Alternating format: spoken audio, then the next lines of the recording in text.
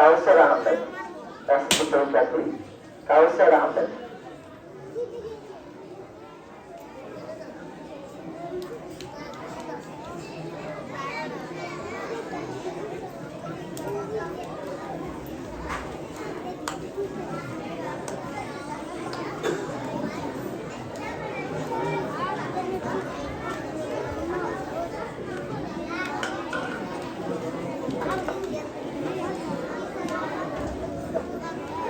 আসসালামু আলাইকুম ওয়া রাহমাতুল্লাহি ওয়া বারাকাতুহু।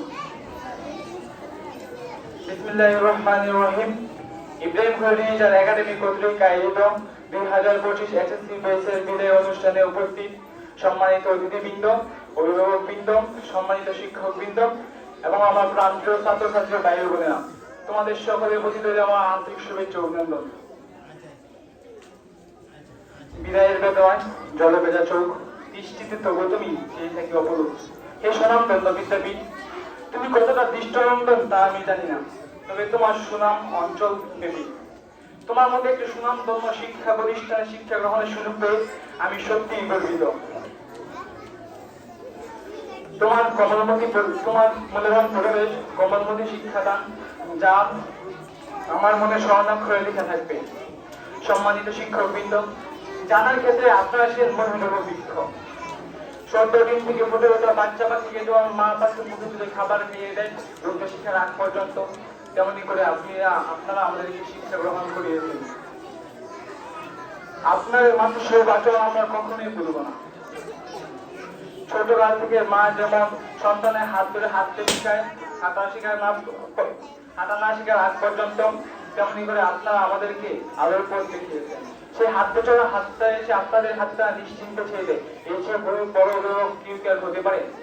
তবে অনেক সময় আমরা আপনাদের ভালোবাসা বুঝতে পারি, বুঝেছি আপনাদেরকে ভুল করেছি, আপনাদের সাথে বেয়াদবি করার ক্ষেত্রে ছিল আমাদের অনীহা।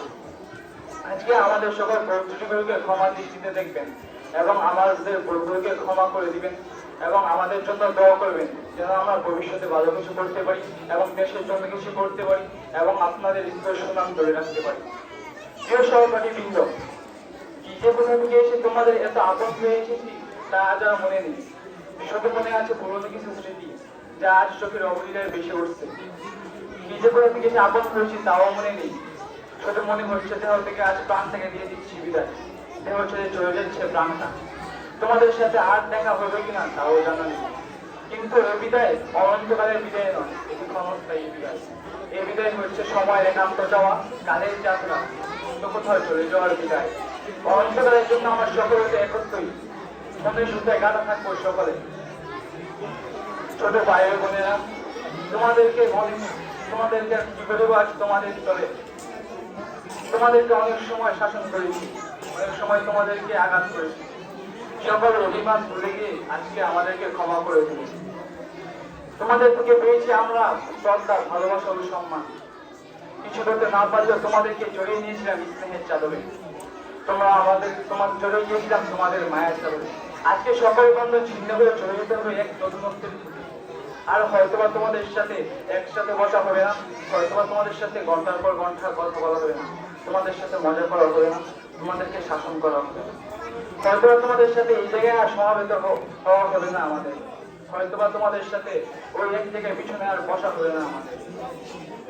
তোমাদেরকে অনেক সময় শাসন করেছি, আঘাত করেছি, সকল কিছু ভুলে গিয়ে আজকে আমাদের ক্ষমার হাতটা বাড়িয়ে দেওয়া, ক্ষমার হাতটা গ্রহণ করে নিও এবং ক্ষমা করে দিও এবং আমাদের জন্য দোয়া করবে যেন আমরা ইসলাম ধরে রাখতে পারি এবং দেশের জন্য ভালো কিছু করতে পারি।